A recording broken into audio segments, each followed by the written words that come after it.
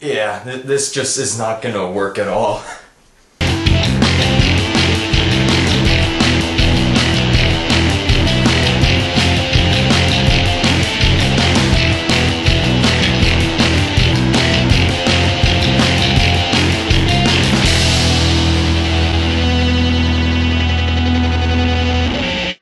The Dictator stars Sacha Baron Cohen as Admiral General Al-Din, a dictator of a fictional North African country called Wadiya, where he has intentions of developing nuclear weapons in the country. After his intentions are spread to the public and other bordering territories are threatening to intervene with military action, he's asked by the United Nations to come to America, New York City, to give a speech on the outbreak. However, once he's in the big city, he gets foiled into this torturing plot gone wrong, and he ends up losing his beard in the process, which a lot of people know him for his physical features, and he must find a way in order to get back and to deliver the speech. Now, I am a fan of Sacha Baron Cohen's comedy style because he is one of very few comedians left today that they are never afraid to push the boundaries of how far they can get away with something. Sure, he definitely pushes them very far with some of his famous characters such as Ali G, Borat, and Bruno. All the past ones he's retired in particular, which are those aforementioned three that I did before. However, now this is his first step in the true theatrical game because The Dictator is not a straight-up mockumentary like most of his movies are, where the people aren't aware of what's happening at the time. And that was my one main fear going into this movie, because when you picture Sacha Baron Cohen doing a comedy like this, you just don't get the usual shock value that you get from the other films because you don't see it coming most of the time.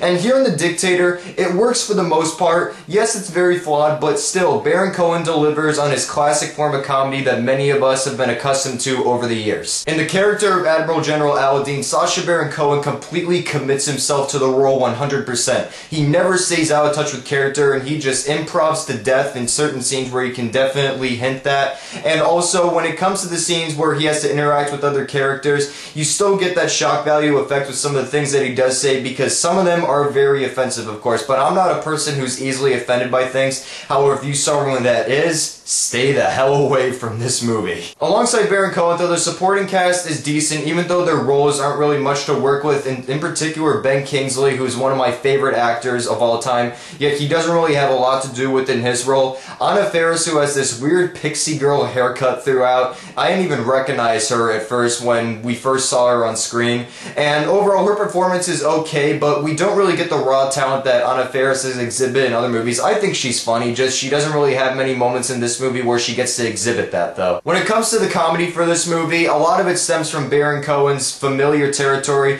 where he pushes the boundaries with many offensive jokes, especially within many races, of course. And let me tell you, there are races in this movie, like nearly every single one is picked off left and right from Baron Cohen's unafraid ability to just go off on anything. Now, the comedy in this movie works for the most part because Baron Cohen is in fully committed form within the character, as he's very anti-everything nearly. They might as well just call this guy General Anti-Everything because he just is racist, totally against Western culture, and so much more. So, like I said earlier, if you're someone who is really offended, stay away from this, because you'd be walking out within the first 5 minutes because of how committed and daring that Baron Cohen is. However, at the same time, as funny as this movie was, there were some jokes that really stretched further than they really should have, as they really stopped being funny around the third or fourth time that they were using them. In particular, this sign.